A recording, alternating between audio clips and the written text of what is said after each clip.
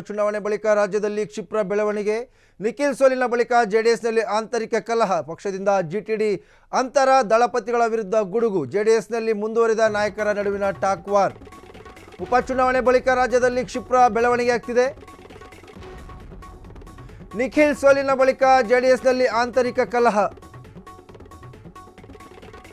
ಪಕ್ಷದಿಂದ ಜಿಟಿಡಿ ಅಂತರ, ದಳಪತಿಗಳ ವಿರುದ್ಧ ಗುಡುಗು. ಜೆಡಿಎಸ್ನಲ್ಲಿ ಮುಂದುವರಿದ ನಾಯಕರ ನಡುವಿನ ಟಾಕ್ ವಾರ್.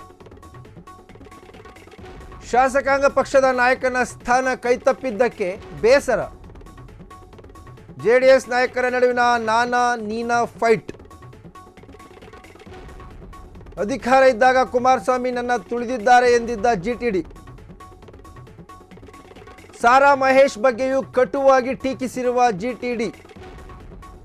ಶಾಸಕಾಂಗ ಸ್ಥಾನ ಕೈತಪ್ಪಲು ಸಾರಾ ಮಹೇಶ್ ಕಾರಣ ಎಂದು ಆರೋಪ ಮಾಡಿದ್ದಾರೆ. ಜಿಟಿ ದೇವೇಗೌಡರ ಆರೋಪಕ್ಕೆ ಸಾರಾ ಮಹೇಶ್ ಕೂಡ ತಿರುಗೇಟು ಕೊಟ್ಟಿದ್ದಾರೆ. ಉಪಚುನಾವಣೆ ಬಳಿಕ ರಾಜ್ಯದಲ್ಲಿ ಕ್ಷಿಪ್ರವಾದಂಥ ರಾಜಕೀಯ ಬೆಳವಣಿಗೆಗಳು ಆಗ್ತಾ ಇದೆ. ನಿಖಿಲ್ ಸೋಲಿನ ಬಳಿಕ ಜೆಡಿಎಸ್ನಲ್ಲಿ ಆಂತರಿಕ ಕಲಹ ಹೆಚ್ಚಾಗಿದೆ. ಪಕ್ಷದಿಂದ ಜಿಟಿಡಿ ಅಂತರ, ದಳಪತಿಗಳ ವಿರುದ್ಧ ಗುಡುಗು. ಜೆಡಿಎಸ್ನಲ್ಲಿ ಮುಂದುವರಿದ ನಾಯಕರ ನಡುವಿನ ಟಾಕ್ ವಾರ್. ಶಾಸಕಾಂಗ ಪಕ್ಷದ ನಾಯಕನ ಸ್ಥಾನ ಕೈತಪ್ಪಿದ್ದಕ್ಕೆ ಜಿಟಿಡಿ ಬೇಸರ. ಜೆಡಿಎಸ್ ನಾಯಕರ ನಡುವೆ ನಾನಾ ನೀನಾ ಫೈಟ್. ಅಧಿಕಾರ ಇದ್ದಾಗ ಕುಮಾರಸ್ವಾಮಿ ನನ್ನ ತುಳಿದಿದ್ದಾರೆ ಎಂದು ಜಿಟಿಡಿ ಆರೋಪ. ಸಾರಾ ಮಹೇಶ್ ಬಗ್ಗೆಯೂ ಕಟುವಾಗಿ ಟೀಕಿಸಿರುವ ಜಿಟಿ ದೇವೇಗೌಡ. ಶಾಸಕಾಂಗ ಸ್ಥಾನ ಕೈತಪ್ಪಲು ಸಾರಾ ಮಹೇಶ್ ಕಾರಣ ಅಂತ ಆರೋಪ ಮಾಡಿದ್ದಾರೆ.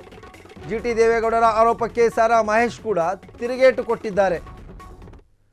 ಜೆಡಿಎಸ್ನಲ್ಲಿ ಈಗ ಉಪಚುನಾವಣೆಯ ಸೋಲಿನ ಬಳಿಕ, ಅದರಲ್ಲೂ ಕೂಡ ಬಹಳ ಮುಖ್ಯವಾಗಿ ಚನ್ನಪಟ್ಟಣ ಜೆಡಿಎಸ್ನ ಭದ್ರಕೋಟೆಯಾಗಿತ್ತು. ಅಲ್ಲಿ ಮಾಜಿ ಮುಖ್ಯಮಂತ್ರಿ ಕೇಂದ್ರ ಸಚಿವ ಎಚ್.ಡಿ. ಕುಮಾರಸ್ವಾಮಿ ಅವರ ಪುತ್ರ ನಿಖಿಲ್ ಕುಮಾರಸ್ವಾಮಿ ಜೆಡಿಎಸ್ ಮತ್ತು NDA ಅಭ್ಯರ್ಥಿಯಾಗಿ ಸ್ಪರ್ಧೆ ಮಾಡಿದರು. ಅವರಲ್ಲಿ ಸೋಲನ್ನು ಅನುಭವಿಸಿದ್ದಾರೆ. ಇಲ್ಲೊಂದು ಕಡೆ ರಾಮನಗರದಲ್ಲಿ ಈಗ ಜೆಡಿಎಸ್ ಇದ್ದಂಥ ಒಂದೇ ಒಂದು ಶಾಸಕ ಕ್ಷೇತ್ರವನ್ನು ಕೂಡ ಕಳೆದುಕೊಂಡಿದ್ದಾರೆ. ಈ ನಡುವೆ ಜಿಟಿ ದೇವೇಗೌಡ ಮತ್ತು ಸಾರಾ ಮಹೇಶ್ ನಡುವೆ, ಜೊತೆಗೆ ಜಿಟಿ ದೇವೇಗೌಡ ನೇರವಾಗಿ ಜೆಡಿಎಸ್ನ ವರಿಷ್ಠರ ವಿರುದ್ಧವೂ ಕೂಡ ಒಂದು ಗುಡುಗುತಕ್ಕಂಥ ಪರಿಸ್ಥಿತಿಯಲ್ಲಿ ಇದ್ದಾರೆ. ಇನ್ನು ಬಹಳ ಮುಖ್ಯವಾಗಿ ಶಾಸಕಾಂಗ ಸ್ಥಾನದ, ನಾಯಕ ಸ್ಥಾನದ ಒಂದು ಕೈತಪ್ಪಲಿಕ್ಕೆ ಸಾರಾ ಮಹೇಶ್ ಕಾರಣ ಅಂತಕ್ಕಂಥ ಒಂದು ಮಾತನ್ನು ಕೂಡ ಈಗ ಜಿಟಿ ದೇವೇಗೌಡ ಹೇಳ್ತಾ ಇರ್ತಕ್ಕಂಥದ್ದು. ಅಷ್ಟೇ ಅಲ್ಲ, ಜೆಡಿಎಸ್ ಪಕ್ಷ ಸಮ್ಮಿಶ್ರ ಸರ್ಕಾರದಲ್ಲಿ ಅಧಿಕಾರದಲ್ಲಿದ್ದಂಥ ಸಂದರ್ಭದಲ್ಲಿ ನನ್ನನ್ನು ತುಳಿತಕ್ಕಂಥ ಪ್ರಯತ್ನ ಮಾಡಿದ್ದಾರೆ. ಕುಮಾರಸ್ವಾಮಿ ಅವರು ಅಧಿಕಾರದಲ್ಲಿದ್ದಂಥ ಸಂದರ್ಭದಲ್ಲಿ ನನ್ನನ್ನು ತುಳಿಯುವ ಪ್ರಯತ್ನ ಮಾಡಿದ್ದಾರೆ ಅಂತ ಕೂಡ ಹೇಳಿದ್ದಾರೆ. ಇದಕ್ಕೆ ಬಹಳ ಮುಖ್ಯವಾಗಿ ಒಂದು ನಾವು ಎಕ್ಸಾಂಪಲ್ ನೋಡ್ತಾ ಹೋಗೋದಾದರೆ, ಕಾಂಗ್ರೆಸ್ ಮತ್ತು ಜೆಡಿಎಸ್ ಸಮ್ಮಿಶ್ರ ಸರ್ಕಾರ ಇದ್ದಂಥ ಸಂದರ್ಭದಲ್ಲಿ ಜಿಟಿಡಿ ಕೇಳುವಂತೆ ಮಾಡಿದ ಎಚ್.ಡಿ. ರೇವಣ್ಣ ಹೇಳಿಕೆ, HDK ಇಲ್ಲದಿದ್ದರೆ ಜಿಟಿ ದೇವೇಗೌಡ ಜೈಲಿಗೆ ಹೋಗ್ತಿದ್ರು. ಸಿದ್ದರಾಮಯ್ಯ ಜಿಟಿಡಿನ ಜೈಲಿಗೆ ಕಳುಹಿಸಲು ಮುಂದಾಗಿದ್ರು. ಜಿಟಿಡಿ ವಿರುದ್ಧ ಕಿಡಿಕಾರಿದ ಎಚ್.ಡಿ. ರೇವಣ್ಣ. ಇದಕ್ಕೆ ಪ್ರತಿಯಾಗಿ ರೇವಣ್ಣಗೆ ತಿರುಗೇಟು ನೀಡಿರುವ ಜಿಟಿ ದೇವೇಗೌಡ. ಸಿದ್ದು ನನ್ನ ರಾಜಕೀಯವಾಗಿ ಸೋಲಿಸಲು ಯತ್ನಿಸಿರಬಹುದು, ಆದರೆ ವೈಯಕ್ತಿಕವಾಗಿ ಎಂದೂ ದ್ವೇಷಿಸಿಲ್ಲ ಅಂತ ಸಿಎಂ ಪರ ಜಿಟಿಡಿ ಬ್ಯಾಟ್ ಬೀಸಿದ್ದಾರೆ. ನನ್ನ ಮೇಲಾಗಲಿ ನನ್ನ ಮಗನ ಮೇಲಾಗಲಿ ಯಾವುದೇ ಕೇಸು ದಾಖಲಾಗಿಲ್ಲ. ಜಿಟಿಡಿ ಕೇಳುವಂತೆ ಮಾಡಿದ ಎಚ್.ಡಿ. ರೇವಣ್ಣ ಅವರ ಹೇಳಿಕೆ. HDK ಇಲ್ಲದಿದ್ದರೆ ಜಿಟಿ ದೇವೇಗೌಡ ಜೈಲಿಗೆ ಹೋಗ್ತಿದ್ರು ಅಂತಕ್ಕಂಥ ಒಂದು ಸ್ಟೇಟ್ಮೆಂಟು. ಸಿದ್ದರಾಮಯ್ಯ ಜಿಟಿಡಿನ ಜೈಲಿಗೆ ಕಳುಹಿಸಲು ಮುಂದಾಗಿದ್ರು.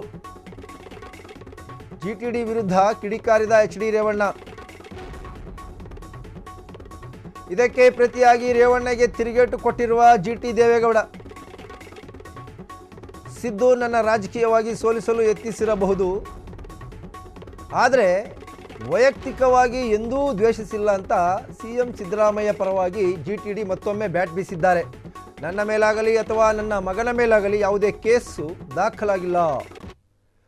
ಸದ್ಯ ಈಗ ಒಂದು ಕಾಲದಲ್ಲಿ ಅತ್ಯಂತ ಆಪ್ತರಾಗಿದ್ದಂತಹ, ದೋಸ್ತಿಗಳಾಗಿದ್ದಂಥ, ಜೊತೆಗೆ ಜೆಡಿಎಸ್ನ ರಥಯಾತ್ರೆಯನ್ನು ಪ್ರಾರಂಭ ಮಾಡುವ ಮೂಲಕ ಹಾಲಿ ಸಿಎಂ ಸಿದ್ದರಾಮಯ್ಯನವ್ರನ್ನ ಸೋಲಿಸಿದಂಥ ವ್ಯಕ್ತಿ ಜಿ ಟಿ ದೇವೇಗೌಡ. ಚಾಮುಂಡೇಶ್ವರಿ ಕ್ಷೇತ್ರದಲ್ಲಿ ಯಾವ ರೀತಿ 2018ರ ಜಿದ್ದಾಜಿದ್ದಿನ ಕಣ ಇತ್ತು ಅಂತಂದರೆ, ಒಂದು ಕಡೆ CM ಸಿದ್ದರಾಮಯ್ಯನವರ ತವರು ಕ್ಷೇತ್ರ ಕೂಡ ಹೌದು, GTD ಅವರ ಕ್ಷೇತ್ರ ಕೂಡ ಹೌದು.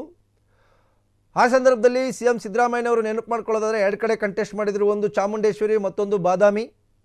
ಚಾಮುಂಡೇಶ್ವರಿ ಕ್ಷೇತ್ರದಲ್ಲಿ 35,000 ಮತಗಳ ಅಂತರದಿಂದ CM ಸಿದ್ದರಾಮಯ್ಯನವ್ರನ್ನ GT ದೇವೇಗೌಡ ಸೋಲಿಸಿದರು ಚುನಾವಣೆಯಲ್ಲಿ. ಆ ಮೂಲಕ ಎಲ್ಲೊಂದು ಕಡೆ JDSಗೆ ಒಂದಷ್ಟು ಬೆಂಬಲವಾಗಿ ಬಲವಾಗಿ ಹಳೆ ಮೈಸೂರು ಭಾಗದಲ್ಲಿ ಸಾಕಷ್ಟು ತಮ್ಮದೇ ಆದಂತಹ ಕೊಡುಗೆಯನ್ನು ಕೊಟ್ಟಂತಹ ಖ್ಯಾತಿ ಹೆಸರು GT ದೇವೇಗೌಡಗೆ ಇರ್ತಕ್ಕಂಥದ್ದು. GT ದೇವೇಗೌಡ ಅವರು ಚಾಮುಂಡೇಶ್ವರಿ ಕ್ಷೇತ್ರದಿಂದ ಸ್ಪರ್ಧೆ ಮಾಡಿದಂಥ ಸಂದರ್ಭದಲ್ಲಿ ಚಾಮುಂಡಿ ಬೆಟ್ಟದಲ್ಲಿ ಕುಮಾರಸ್ವಾಮಿ ಅವರ ರಥಯಾತ್ರೆಗೆ ಚಾಲನೆಯನ್ನು ಕೊಟ್ಟಿದ್ದರು. ಆ ಬಾರಿ 38 ಕ್ಷೇತ್ರಗಳಲ್ಲಿ JDS ಜಯಬೇರಿಯನ್ನು ಬಾರಿಸುವ ಮೂಲಕ ಕಾಂಗ್ರೆಸ್ ಜೊತೆಗೆ ಮೈತ್ರಿ ಸರ್ಕಾರವನ್ನು ರಚನೆ ಮಾಡಿತ್ತು. ಅದರಲ್ಲಿ GTD ಅವರ ಪಾತ್ರ ಕೂಡ ಇತ್ತು ಅಂದರೆ ತಪ್ಪಾಗಲಿಕ್ಕಿಲ್ಲ. ಒಂದು ಕಡೆ ಆಂತರಿಕ ಕಲಹ, ಮತ್ತೊಂದು ಕಡೆ ಆಪರೇಷನ್ ಟೆನ್ಷನ್. ಈಗ JDSಗೆ CP ಯೋಗೇಶ್ವರಿಂದ ಆಪರೇಷನ್ ಹಸ್ತದ ಆತಂಕ. ಈಗಾಗಲೇ ಈ ಕುರಿತು ಹೇಳಿಕೆ ನೀಡಿರುವ CP ಯೋಗೇಶ್ವರ್ ಕಡೆಯಿಂದ JDS ಶಾಸಕರ ಸಂಪರ್ಕ, ಸೂಕ್ತ ಸ್ಥಾನಮಾನ, 2028ರ ಟಿಕೆಟ್ ನೀಡುವ ಭರವಸೆ. ಆಮಿಷಗಳನ್ನೊಡ್ಡಿ JDS ನಾಯಕರನ್ನು ಸೆಳೆಯಲು ಈಗ ಯತ್ನ ಮಾಡಲಾಗ್ತಿದೆ ಅಂತಕ್ಕಂಥ ಒಂದು ವಿಚಾರ ಈಗ ಹೊರಗಡೆ ಬಯಲಿಗೆ ಬರ್ತಾ ಇದೆ, ಕೇಳಲು ಸಿಗ್ತಾ ಇದೆ. ಒಂದು ಕಡೆ ಆಂತರಿಕ ಕಲಹ JDSನಲ್ಲಿ, ಮತ್ತೊಂದು ಕಡೆ ಆಪರೇಷನ್ ಟೆನ್ಷನ್. JDSಗೆ CP ಯೋಗೇಶ್ವರರಿಂದ ಆಪರೇಷನ್ ಹಸ್ತದ ಆತಂಕ. ಈಗಾಗಲೇ ಈ ಕುರಿತು ಹೇಳಿಕೆ ನೀಡಿರುವ ಶಾಸಕ CP ಯೋಗೇಶ್ವರ್ ಕಡೆಯಿಂದ JDS ಶಾಸಕರ ಸಂಪರ್ಕ ಮಾಡಲಾಗ್ತಿದೆ ಅಂತಕ್ಕಂಥ ಒಂದು ವಿಚಾರ ಕೂಡ ಈಗ ಕೇಳಿ ಬರ್ತಾ ಇದೆ. 2028ರ ವೇಳೆಗೆ ಸೂಕ್ತ ಸ್ಥಾನಮಾನ ಹಾಗೂ ಪಕ್ಷದಲ್ಲಿ ಟಿಕೆಟ್ ನೀಡತಕ್ಕಂಥ ಒಂದು ಆಮಿಷಗಳನ್ನು ಒಡ್ಡಿ JDS ನಾಯಕರನ್ನು, JDS ಶಾಸಕರನ್ನು ಸೆಳೆಯುವ ರಣತಂತ್ರವನ್ನು ರೂಪಿಸಲಾಗ್ತಾ ಇದೆ ಅಂತಕ್ಕಂಥ ಒಂದು ಮಾತುಗಳು ಕೂಡ ಈಗ ಕೇಳಿ ಬರ್ತಾ ಇದೆ. ರಾಜಕೀಯ ವಲಯದಲ್ಲಿ ಈಗ ಅದರಲ್ಲೂ ಕೂಡ ಬಹಳ ಮುಖ್ಯವಾಗಿ JDS ಪಕ್ಷದಲ್ಲಿ ಒಂದು ರೀತಿ ಟೆನ್ಷನ್ ಶುರುವಾಗಿದೆ.